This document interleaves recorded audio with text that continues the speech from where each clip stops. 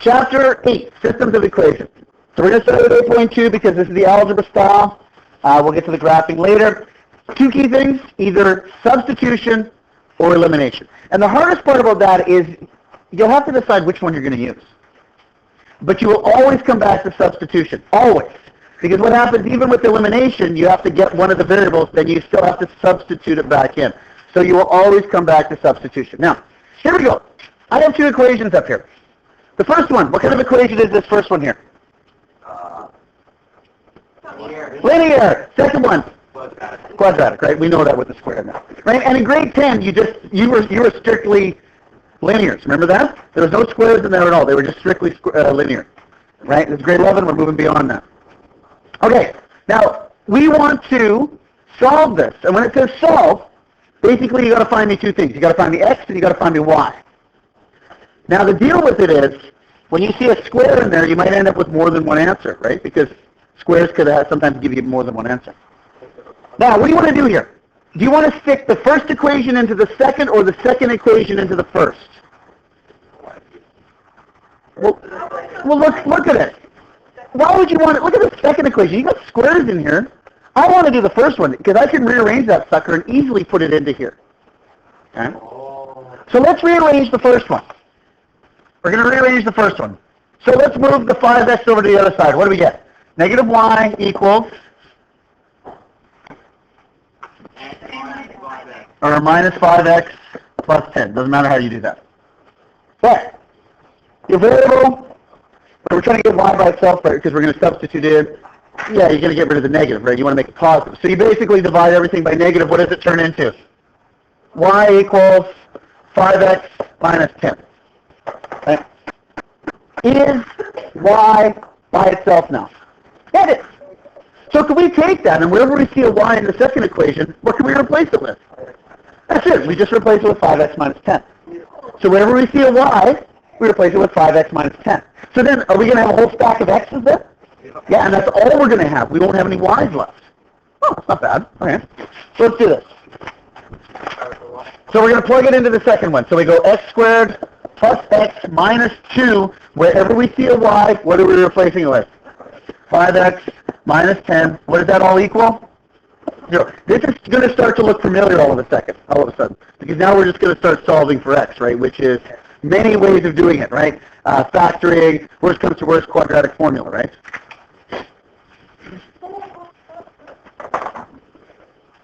Do you remember some of this stuff from 10, though? Like the substitution part of the elimination?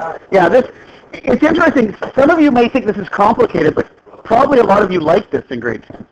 It was a really simple thing. In grade 12, we start doing 3 variables, x, y, and z. It's the same process, but you just have to do it so many more times. Okay, so x squared plus x. Now what do? Just distribute. Are we going to do that? Distribute. So negative 10x plus 20 equals 0. Yeah, collect like terms, right? So x squared minus 9x plus 20 equals 0. Well, we've solved this since the first day of class, right? Yeah, you always try to factor first. You always try to take out a GCF if you can. There's no GCF. Then you try to factor into 2 binomials. If that doesn't work, then you go strictly to quadratic. Does this one work? Yeah, it does. Oh. So it's x and x. The positive in front of the 20 means they're both the same. 2 factors of 20, 4 and 5, doesn't matter. What's x in this case? So x is either 4 or 5. 4 and 5. But we're not done. Because you really haven't answered the question. The question said solve and then verify. Right? We've only found the x's. What do we still need to find? No. You've got to find the what? Verify. No, before the verify. We've got to find the y. Are you saying y or you're asking me why? Okay. Okay, we have to solve for y. Now, guys, look at the equations up here. First equation, second equation. Which one are you going to plug x into? Oh my goodness, do not pick the second one. Why? Because it's way more water. Yeah, it doesn't matter. But you always go back to the original equation, right? Don't do the one that you changed around, because sometimes if you screw that around, you'll make even a bigger mistake. So it doesn't matter which one you go into, but pick one of them. I'm going to pick the first one. Well, they have to, because, hang on, they both have to work, because the system of the equations you're trying to solve for points that are exactly the same for both equations. They have to be exactly the same. So it's for the first one and the second one. Okay. So, thank you. So 5x minus y equals 10. Let's plug in 4. Okay? So 5 times 4 minus y equals 10. 20 minus y equals 10. I'm going to do this backwards. I'm going to throw the y to that side and the 10 to this side, because then I don't have to divide by a negative, right? Does that make sense? Hang on, let me move that back up there. So y equals 10. Is that correct? I just did the flip, right? I moved the y, negative y to that side, moved the 10 to this side, just so I wouldn't have to divide by negative 1. Right? You save steps as you go along. Okay, so let's write it out again. But this time we're doing, what is it, 5? So 5 times 5 minus y equals 10. 25 minus y equals 10. Do the flip again. What is it? 15. So then you go away happy, right? Because you think you've finished it. No, you haven't. You have not. We'll get to we haven't even done the solution yet. We'll get to the verification. You have to tell me what the solution is. Right? Do not assume that I can read your work and figure out what the answer is. Do y equals 15. Well, no, you don't. You basically, what is this? Think about this. If we did this graphically, what would it look like? You have a parabola and you have a line. So what are you trying to find? The 2 points where they intersect, where they're exactly the same. Well, points on the Cartesian axis consist of what 2 things? X and a y. So the solution in this case, what's the x that goes with this first one? 4, 10, and 5, 15. Both could be solutions. Neither could be solutions. One of them could be a solution. We need to do what? We need to verify. Now, as you get better with this, you can actually verify pretty quick. Let's try the first one. Let's see if we can do this mentally. Right? Because mentally is always a good thing, right? Doing this mental math. So 4 and 10, right? Is that what we're doing? So let's hear for a sec. 5 times 4. 20 minus 10. Does 10 equal 10? So is that one of the solutions? Dang right. Let's try this one. 5 times 5. Minus 15. 10. Does 10 equal 10? We did it right? You should be able to do that mentally, right? Because whether or not you can get the answer. Could you do it mathematically? Sure, go right ahead. Yeah, if it asks for verification, you have to show that, right? But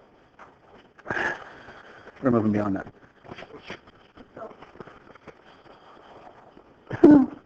Okay, so verify by substituting back in. Okay, that's the first example. Now, is it starting to come back? Okay, now we're going to get a little bit more difficult. Yes, wait.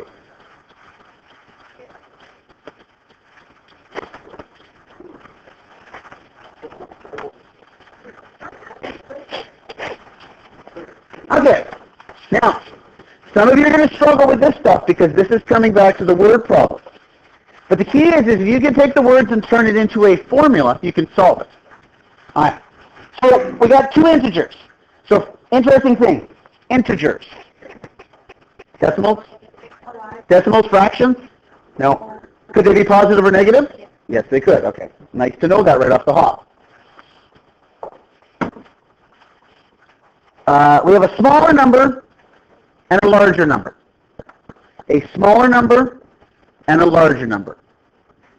So we need some variables. You could use x and y if you like that, because x could be either one. Could you use other letters if you wanted to? Smaller number, larger number. S and L. That would work too, right? S and L. S for smaller, L for larger. That may help you because that may keep it organized. You could use x and y, but you have to define your variables right off the hop. I'm going to use S and L because I like that. So we're going to let S equal, Which one's the S going to be, the larger or the smaller? Small, of course. Smaller number, right? So what's L going to be? Larger number. Right? If any of you are taking any applied math or going to take applied math, that's one of the key things in applied math when you do these questions. You have to define your variables, right? It's not stupid. It's the way things work. No, it just makes you can get really lost in the question if you do that, right? Because you have to define, like with the graphing calculator, you have to define what your x and y is, right? You could just do x and y if you want. X could be smaller, L could be y could be larger. It doesn't matter. Okay. Now it says here, write a system of equations that relates to this problem. So if you look in here, we got a bunch of junk. We got a bunch of numbers and words. We got to turn that into an equation. So you have to do this really systematically. You have to start from, go through each word. And if you're having trouble with this, bring a highlighter, take a pencil, start crossing things out as you go through. Okay? Let's see what the first one is. Such that the sum of the smaller numbers. Okay, so what's the smaller number? S. Okay, here we go. So S. What's sum? Plus, right? Isn't that what sum means? Plus? So the sum of the smaller number and twice the larger number. How do you do twice the larger number? 2L. 2 times L. 2L. So 2L. And now, guys, is. What does is mean? Equals, what does it equal? 46. Oh, cool. That's one of the equations. Right? And you stop and you go back and you go, yep, the smaller number plus twice the larger number equals 46. Yep, that's what it is. Okay, the second part. Also, so this is the second one, when the square of the smaller number, S squared, okay, so S squared, is decreased minus by 3 times the larger, 3L, is, and the result is equals 93. Yeah? Now, here's the deal. If you get those steps wrong, is everything else after that going to be wrong? Of course. Right? So this is where you stop. And you go back and you check that again. Right?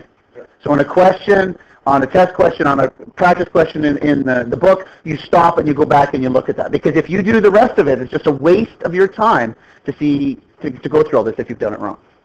Okay, so we want to solve this.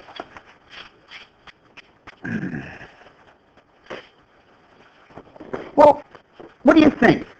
Give me some ideas of what to do. Okay, let's say we isolate S, right? So then we end up with 46 minus 2L. But the problem is if we substitute it into here, we're going to have to square that, won't we? We're going to have a binomial that we have to square. Ooh, that's ugly. I don't like that. That makes me hurt. So you could isolate L, I guess, in this case, but then you have an S squared and S. That might work. There's lots of ways of doing this. And another way is to use the elimination method. Now, do you guys remember elimination method from 10? No. Elimination is where you stack them on top of each other, kind of like they already are, and either add or subtract them to get rid of some of the variables. Right? Do you remember that? Okay. Well, we're going to do it. Okay. Now, the problem is, if I add or subtract these right now, will I get rid of anything? Well, the X's, those don't combine. What about the 2L and the negative 3? I can't add those together. That doesn't get rid of them, does it? I want to get rid of the whole thing. I want to get rid of L completely. I want to throw L right out the window. Yes. Okay. We can take this stuff and we can start changing it, right? We can multiply it or divide it by certain numbers to change the way it looks. So think about this for a minute. We have a 2L and a negative 3L. Is there any way we can make these numbers similar or exactly the same? What? Okay, so if we multiply the top by 3, what is this going to become? 6L. If we times this one by 2, what does this one become? Negative 6L. What happens when you have 6L minus 6L? They're gone. They completely disappear, don't they? It's kind of like common denominators. It's kind of like common denominators, right? If you think of it as 2 fractions and you're trying to deal with them, right? You find your common denominator, right? It's all this stuff. It all comes back. Everything comes back to each other. Okay, so we're going to take the top one. And I'll just do this on the side here. We're going to times this one by what? What did we say? 3. And we're going to take this one and we're going to times it by 2. Now, here is the most common mistake coming up that everybody makes. Do I make it? Yeah. Maybe at one time. But when you times that by 3, You only got one part. wrong. You times everything by 3. That first piece, that second piece, that third piece. You have to times them all by 3. And we know that, right? It's like taking 1/2, times them both the top and the bottom by 2 and getting 2 over 4, right? They forget that. I guarantee some of you will forget that. It's really easy to forget because he just said it. No, that's what I'm saying. Okay, so what is it? Oh. What's 3 times S? 3S. What's plus 6L equals 8, carry the 1, 138. There we go. What about the next one?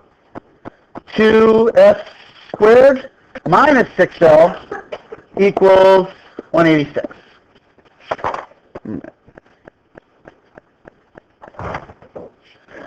Take these suckers and now what do you do to them? Add them together, right? If you add them together, are these 2 center ones going to disappear? Yeah, we're going to make a big old add there. We're going to add these babies. Here's the second mistake that some of you will make. Hey.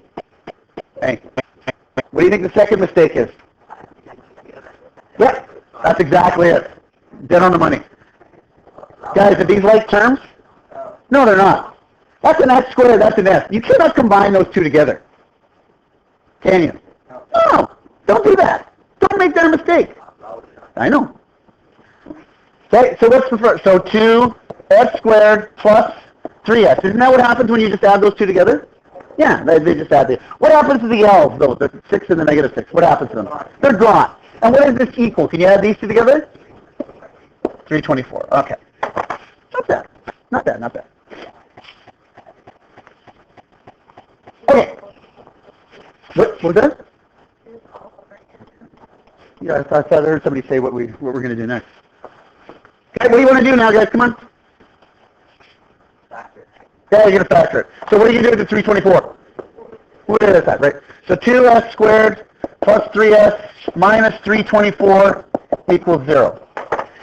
Now, you're looking at this sucker, and you're thinking, oh boy, 324 is a pretty big number.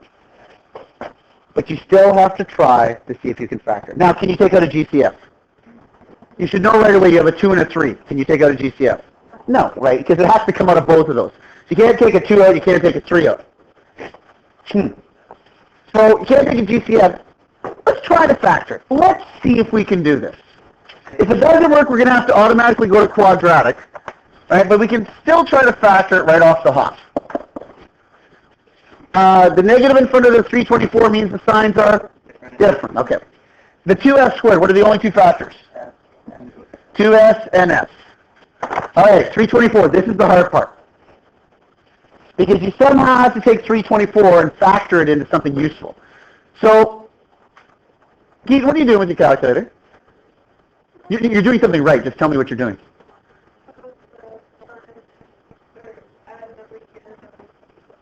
Okay. This is sometimes what you actually have to do to figure out what the numbers are. You grab your calculator and you start trying to figure out the factors of 324. Now, if you did this, this is the rainbow stuff that we were talking about, right? Isn't that correct? And you might actually have to do this a little bit by trial and error because 324 is a really big, ugly number, right? But it should factor. Now, we know right away, will a 2 come out of 324? Yeah, it ends in a 4, right? So you know you can cut it in half. So 2 and 162, is that it? Yeah. Okay, so then what do you try? You got your calculator in hand, what are you going to try next? 3, does 3 work? 108? 3 and... What is that, 320? Oh, sorry, what was that again?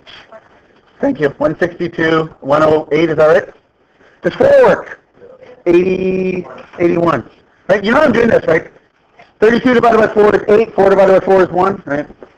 You can do some of this in your head. 81. 5, you just do it with your calculator. 6s, what's 6? 6 and 54? 7? 8? What? 8 doesn't work? It's a decimal or no? No, we don't want 8 then. 9? 9 and 36? What is it now? 18 and 18, is that the center? I ran out of room. Oh, 12. Yep. 12 and 27. Oh, that should stand out in your little brains. What's that 2 right there? You see a 2? What's 2 times 12? What's 24 minus 27? What do we want for the center? How did you get that? How did you get that? I know you're right, man. Look, this should stand out. The 12 and the 27 should stand out. Is there a 2 in front of here? So 2 times 12 is 24. 24 minus 27 or 27 minus 24, I don't care, because we'll get the signs in a minute, is what? 3. That's the combination that we want. You see, that actually took a bit of time to figure out, but can you do that? You actually have to put in the time and do that. Okay, so where does the 12 go? There, because that's we're going to give us our 24, right? We're only concerned about the O and the I of FOIL, right? The outside and the inside. And this one's going to be 27. Now, we want the middle part to be positive 3. So where does that positive have to go? Right in front of the 27, and that's negative. Now, if you're unsure whether or not that works, could you FOIL it and check? You have to do that, guys. Don't just assume, what? No, we know we did it right. Because we just did it. No, not dumb. Stop that. Now, are we done yet, or can we solve? Yeah, make it equal to 0. So basically what we're doing is we're splitting this, right? So 2s plus 27 equals 0, s minus 12 equals 0. Right? We've done this before. This is solving for zeros, solving for the solutions, the roots, whatever you want to call it. It's all the same stuff once you get down to it. Yeah, it's exactly the same. What about this guy here, this first one? Move to 27, 2s equals negative 27, divide by 2, s equals negative 13.5. S equals 12.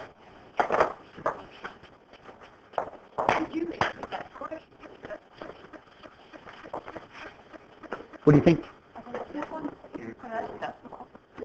I leave it as a fraction because we can have it. Oh, thank you. That's a better solution, is to actually look what the question asks. So does it really make any difference whether it's a decimal or a fraction? What's the question say? Determine 2 what? Integers. Decimal or fraction, is that an integer? No! What's that thing known as? Oh my goodness, it's called an extraneous root, right? So it really doesn't make any difference in this case whether it was decimal or fraction, because we're talking about integers. Right? All right. You know what? That's a key thing. What I would recommend if you're doing this and you write down something, have a highlighter in your hand. Have a colored pencil. When you hit university or college, you will not believe how marked up your books get, because you're putting down key things into your book. Now, you really can't do that with our textbooks, but you can do that with your notes, right? You can do that. So this little guy here, right, we don't really care about because this is extraneous. Okay, we're done, right? We can go for cake and coffee. What? No, we're not done. That's only the smaller number. What do we still have to find? The bigger number. We still have to find the solution, right? Now, so here's the key. We know what S is. We know what S is. How do we find the larger one? Plug it Into which one? Does it matter? It could be harder in this case, right? You have to start looking. I mean, plug it in the first one, plug in the second one. It really doesn't make any difference. But I would pick the first one because it looks a little bit easier to do. Okay, so now let's plug it into the first one. And the first one is, what is it? S plus 2L equals 46. And whenever we see an S, what are we replacing with? 12 plus 2L equals 46. 2L equals, take the 12 over to the outside, becomes negative. 46 minus 12 is 34. Divided by 2, L is 17.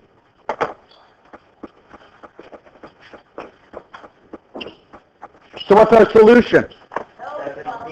Solution, smaller number is 12, larger number is 17. It's interesting.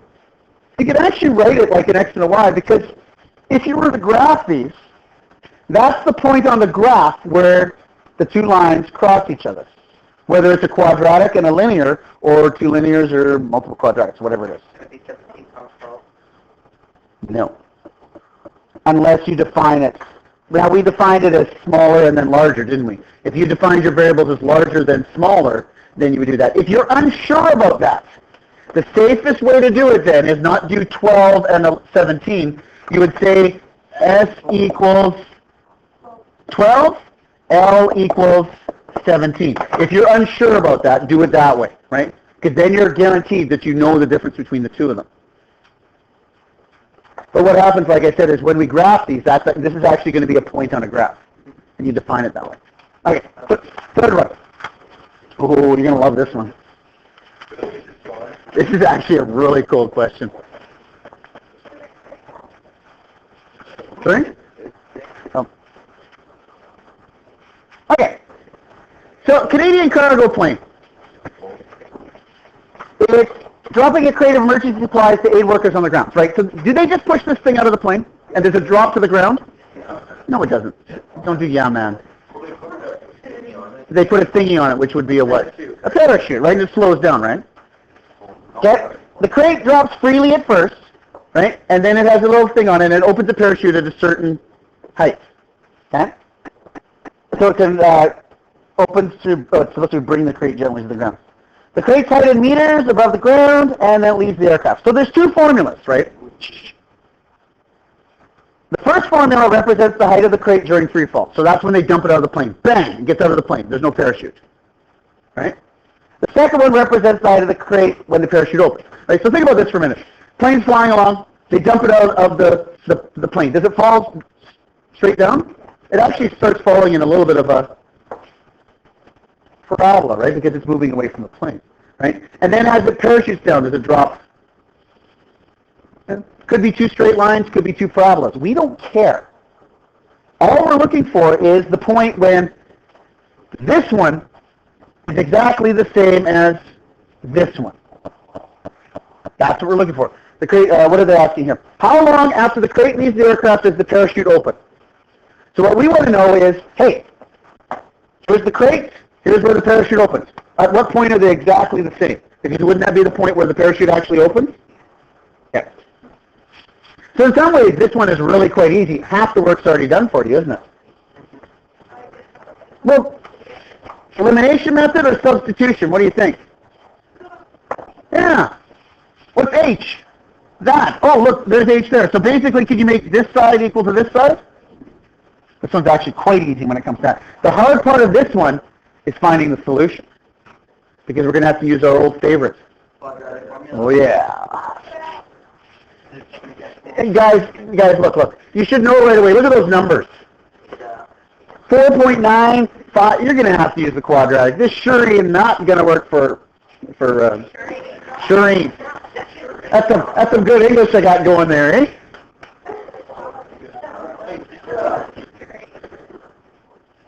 Amen. Yeah, man. That's it. Yeah, man. All right, so let's make one side equal to the other.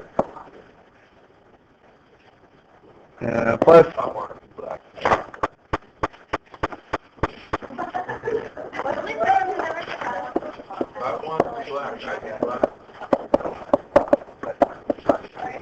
Hey, go on, focus here, guys. So basically, we can substitute into one thing.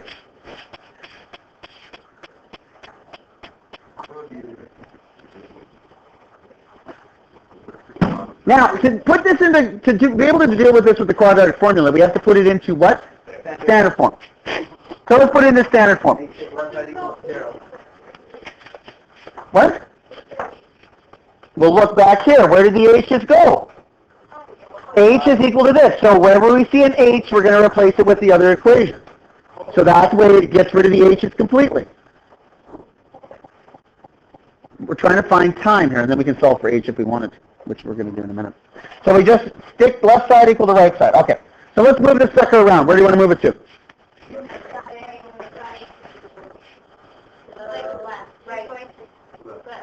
So move this all to the left, because then that'll make that t squared positive, which is really nice, because when I like doing standard formula, I always like my t squared or my squared as positive. Okay, so let's do this. 4.9t squared minus 5t. Bring the 700 over, becomes negative 700, which is negative 50, equals 0. There we go. Now you should know right away, you cannot factor this, guys. Look at 4.9t squared in there. Shell, I know, man. Shell, you know, man? Okay, nice. Try to factor. Go right ahead. The answer comes out to like multiple decimal places, so it's not going to work. Okay, so we're going to use quadratic formula. First thing we do is write down what? ABC. Always do that first. Tell me what A is. What's A? 4.9. What's B? Negative 5. What's C? Negative 50. Then what do? Write down, well, you got to write down the quadratic formula. X equals negative B plus or minus square root of B squared minus 4AC all over what? 2A.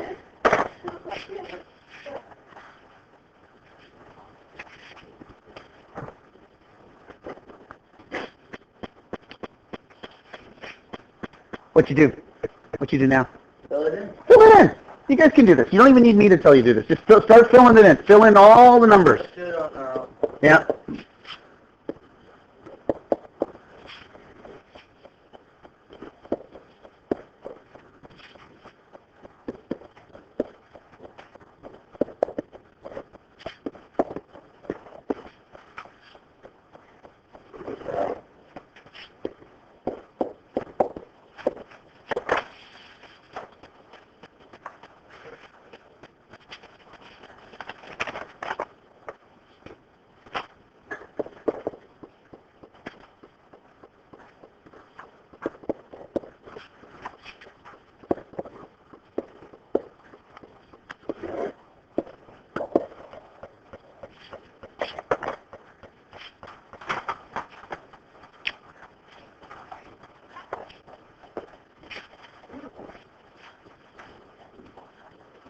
Which part of the decimal underneath?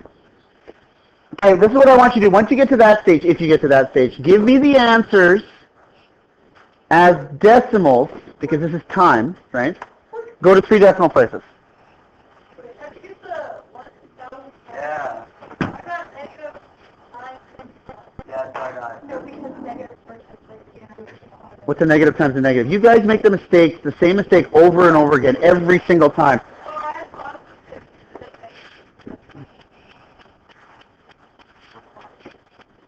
Split this, give me the 2 answers as to 2 decimal places, right? So 5 plus the root of that divided by 9.8, 5 minus the root of that divided by 9.8. How about my favorite book? Could you come to class with the calculator, please? Give me value. Give me something value. Give me your phone. I know you have it in your pocket, so give me it.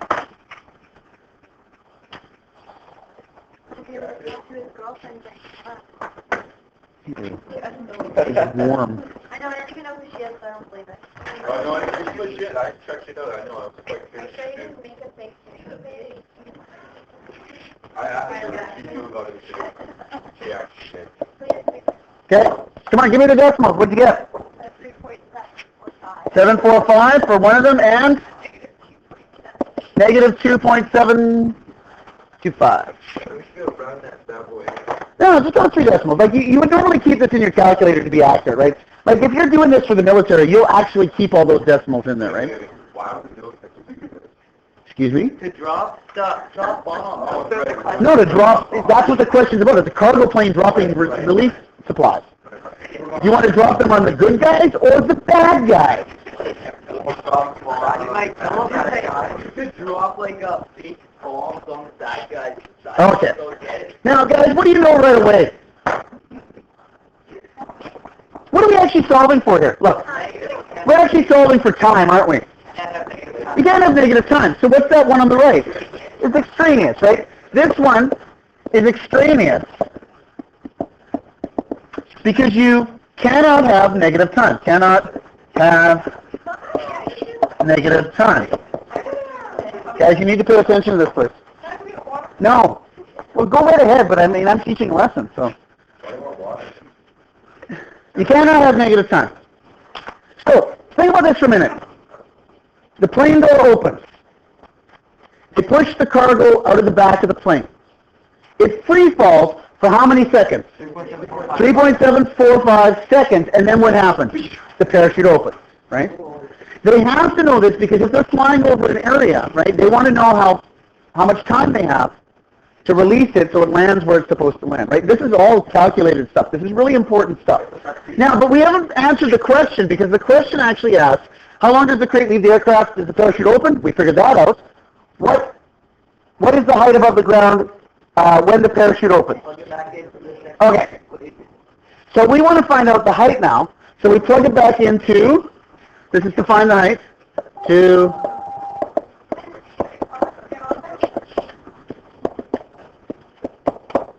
what's the equation for the height? What is it? There it is. H equals negative 5t plus 650. So now we plug it back in. Now this is where if you had in your calculator, you had all those decimal places, right, when you did the calculation, you just do the work with it.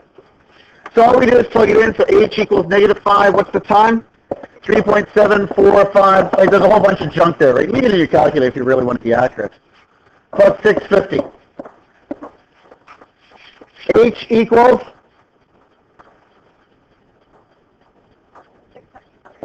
631.274, or basically 631 meters, right? Yeah. Well, how could you test that? You verify. You plug it into both. We did the math, right? You can verify it. You plug it into the other one if you need to. No. That's how high the crate was when the parachute. Right. That's how high the crate was when the parachute opened. So the plane's way above it, right? Which they want to get. Like when you're dropping stuff in a war zone, do you want your planes to be pretty high? Yeah, because you don't want it to get them damaged by ground fire, right? So they're a certain height above the earth. They drop it. 3.745 seconds later, after free fall, the parachute opens at 631 meters, right? And then it drops down. How do you drop a crate to a war? Bill, math. Great care package. It hits the ground, explodes. Hey, next one. No, we got one more here. Okay. Now, you haven't seen this one yet. What do you notice about this baby? So what? They're both squares. We got two parabolas here, don't we? Oh man, so much fun with 40. Now, the interesting thing was with a parabola and a linear equation, you could have a max of two crossovers, right? Think about that. Right, a parabola, and then a line crosses, and you could have two solutions, right? Pay attention. Hey, pay attention. Now, we have two parabolas. Could we have a bunch of solutions for this guy? Yeah, it's a little bit trickier when you do this one. But the process is still the same. You could either use substitution or you could use elimination. What? Sorry, you're getting to that. Circles and parabolas, circles and lines and other things. Parabolas probably not. You'll have usually two. Okay, what do you want to do? Take a guess. Let's try something. Think here. What?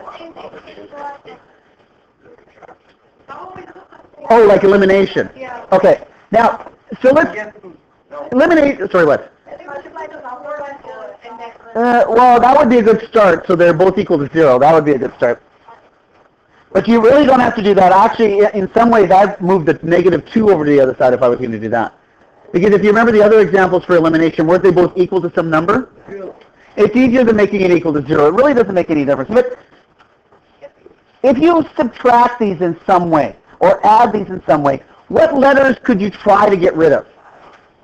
Would you try to get rid of the x squares, the x's, or the y?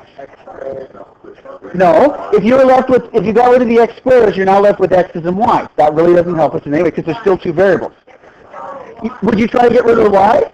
Because then you'd be left with an x squared and an x. They're the same variable, just one squared, right? And then we might be able to do something like factoring.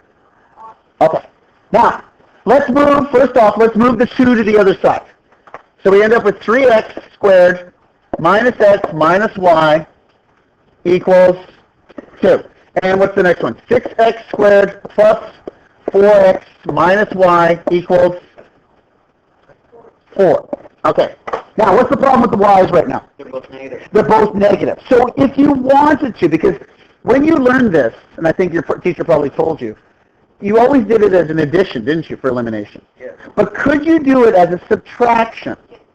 What's negative y subtract negative y? They cancel out, don't they? This is a little bit trickier to think about. Now, if you wanted to, could you change the signs in one of them? Would that be easier for you? Let's do that. Let's just make sure. Now, some of you can move beyond that step and you can go right to subtraction right away. But how do we change all the signs on one of these? Yeah. Which one? Top one or bottom one? I would do the top one. Why? I don't know. Who cares if there's more negatives? That x will turn positive, but look at this. That 3x squared will turn... You still end up with a positive x squared. If you did this the other way around and you made this one negative, you're going to end up with a negative 3x squared, which means you still have to get rid of that negative no matter what. You see how you start to think, like later on, how to save yourself some steps? Right? It doesn't matter. It would still work. You just have a few more steps in it. So we're going to take this top one and we're going to times it by what? Negative 1. Okay? So let's write this out again. Oops. Hang on. Where is it? There it is. Okay. So negative 3x squared plus x plus y equals negative 2. Biggest mistake? I guarantee you, some people forget that last one. It's so common. Hey, so if you're going to do that mistake, write yourself a little note there. Make sure you multiply every single term. Write yourself a little note there. No, write it. Seriously, write it down. Thank you. Of course you didn't. That's why I turned around. I knew you didn't write it down. Okay, now we can take this whole thing and we can add them together. Is that correct? Yeah. Guys, quit running, please. So, what do you get? 3x squared plus 5x, those are gone, equals 2. Oh, that's interesting. This should look familiar, by the way. This is actually quite a nice little one. What do you do with the 2? You move it up. Now, if you had originally left that other number on the other side and made it all equal to 0, you might have saved yourself another step earlier on. No big deal. So we end up with 3x squared plus 5x minus 2 equals 0. So you're looking at that and you're going, that's scary. I'm going to go use the quadratic formula right away. No, it actually, guess what? It factors. The nice thing about this one is not that bad because there's only 2 factors of 3 and there's only 2 factors of 2. Somehow you have to get a combination of 5.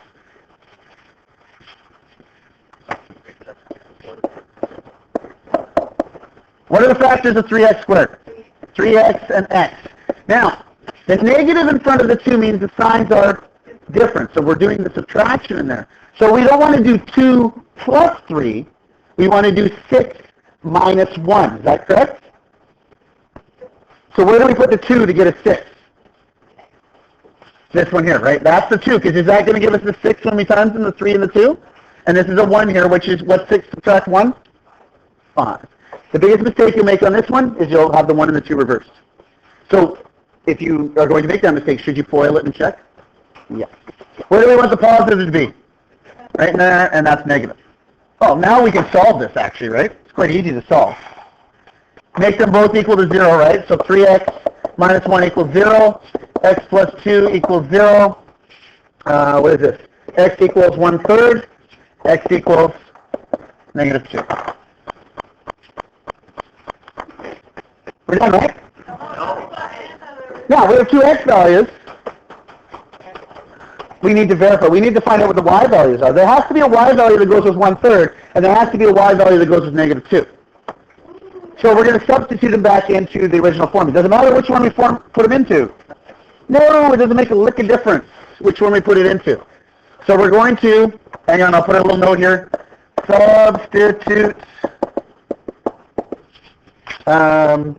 Substitute x into original. Okay. Which one did I use? It doesn't matter. So I'm going to use this one here. So 3x squared minus x minus y equals 2. Okay, which one are we going to plug in first? Which one do we want to do? The non-negative one. So 1/3, okay. So 3 times 1/3 squared minus 1/3 minus y equals 2. It doesn't matter which one. It doesn't matter which one you use. Not as hard as you think, by the way. Yep. Oh, yeah, go ahead. You can figure out the rest of this. You're just doing the x and the y. Okay, that's one of them. Not square rooting, you're squaring. What's the other one again? Negative 2 squared minus negative 2 minus y equals 2. Okay, there it is. Okay, so some of you see these fractions and you freak out, don't you? You automatically go, well, I don't want to do that. That's too difficult. Guys, what's 1/3 squared? What's a third times a third? 1/9. 1/9. Right? No, you have to deal with the 3 first. Well, I guess I got to show all the steps. 1/9 minus 1/3. Should we move the 2 and the y around already? So negative 2 equals positive y, right? Did I just move it around? Yeah, you can move multiple steps around. I don't care. Now, guys, 3 times 1/9. 3/9, which reduces down to 1/3. Oh, my goodness. 1/3 minus 1/3 minus 2 equals y. What did the thirds do? They cancel. What are you left with? Oh, my goodness. That was actually quite easy, wasn't it? You have to follow your basic rules of math, though. Eh. This one here? Right there. Let's do this one. Negative 2 squared. Positive 4 times 3? 12. What's minus negative 2? Plus 2 minus y equals 2. So 14 minus 2 equals y. 12 equals y. But you're not done though, right? Because you still, as always at the end of this, you've done all this wonderful work, but you still haven't told me what the solutions are. You have to put the x's and the y's together. You have to put them with the right values. Okay? What's the x that goes with here? 1/3? What's the y? Negative 2? And? What is it? Negative 2, comma, 12.